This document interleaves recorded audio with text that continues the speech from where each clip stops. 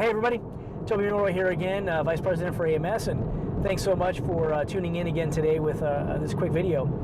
I wanted to sort of reiterate a challenge that many of the clients I've been working with here at AMS, I've been working with them on, and that's many school operators that you know, want to really scale their business. They want to really grow, either a single location or multi-locations. One of the fundamental challenges that you must solve if you want to scale to multiple schools, certainly, or if you want to scale your business to a higher level, one of the fundamental bottlenecks that you have to solve is yourself.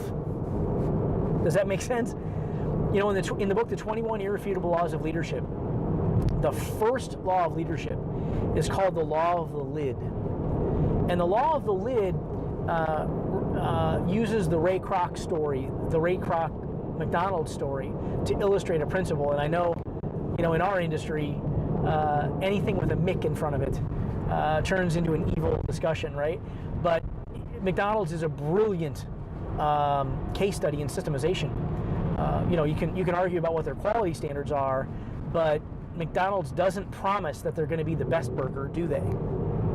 McDonald's promises that they're going to be consistent and fast, right? They don't promise they're going to be good. So learning and studying how they systematize things it can be very, very valuable to businesses of any category. But my point is this: the Law of the Lid dictates that you, the leader of the organization, can and will oftentimes be also its bottleneck, right?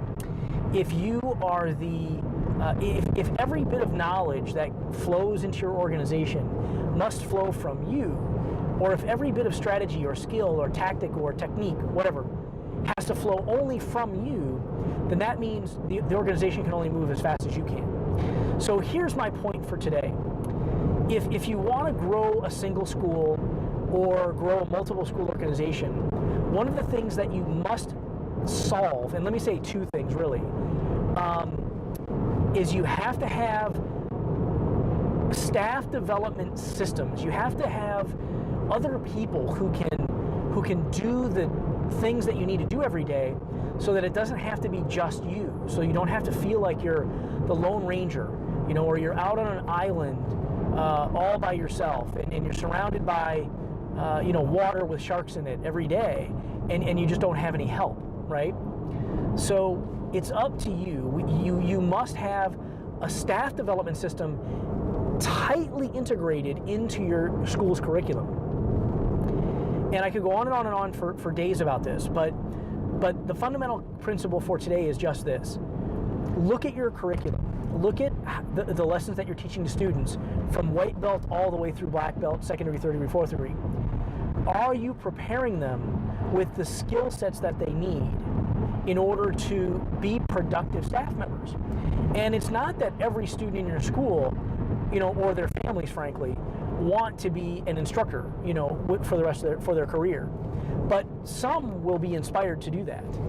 And many, many, many you can train, and you can educate well enough that can be enormously valuable to you in both the short term, middle term, and the long term, to helping you grow your school. And I'm not talking about some, you know, slick way to just generate a lot of revenue by operating an instructor certification program, right? Now, I'm not saying that there's anything wrong with that. Well done instructor certification and instructor development programs are incredibly valuable. And I've got some really, really good versions of that I can share with you if you like. But what I'm describing is definitely you should have a separate track for leadership skills development, for instructor skills development. But I think also much of the character that you want your staff to have, much of the behavioral attitude and behavioral patterns that you want to see in staff members, you should start reinforcing in your students from day one. And it doesn't mean that you are teaching necessarily ABC teaching skills, but you certainly need to be teaching how to communicate clearly with other people, how to, listen, understand first before before being understood. 7 habits of highly effective people type stuff. These are the types of fundamental skills that not only do parents and families value at a much higher rate than just kicking and punching in martial arts, but it's something that serves you better in your business as well. So big lesson number 1 is make sure that you have an instructor development process tightly integrated into your school's development systems, into your processes. Second, just systematize everything, right? Anything that you ever have to do more than once, certainly more than twice, you should have a system for. So anything that you have to touch, any operations that you have to do in your school, you should have systems to be able to handle, so that if you were gone, if you were sick, if you were traveling, if you were, just decided to take a vacation, for God's sakes, for a week, 2 weeks, 3 weeks, 5 weeks, 10 weeks, that everything would still happen in the school that has to happen, right? All of the classes would be taught appropriately. All of the accounts would be, billed appropriately and collected upon appropriately and managed appropriately. All of the, communication to prospects would happen. Emails and text messages and direct mail and personal phone calls. All of that would happen whether you're physically there to push the button or not, whether you're physically there to handle it or not. So systematizing and automating as much as you possibly can in your school is critically important to building a scalable business, building something that can grow beyond your own effort and ability. I think those are 2 fundamentally critical challenges that you have to be thinking about right now. You have to be building right now in your school to be able to take your school to scale, right? To be able to take your school beyond 100 students, beyond 200, beyond 500, beyond 800, right?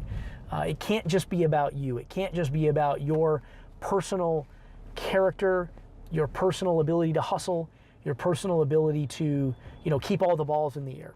You've got to systematize those things so that you can focus on growing the school, focus on the big picture, and you don't have to be mired by all the details every day. Does that make sense?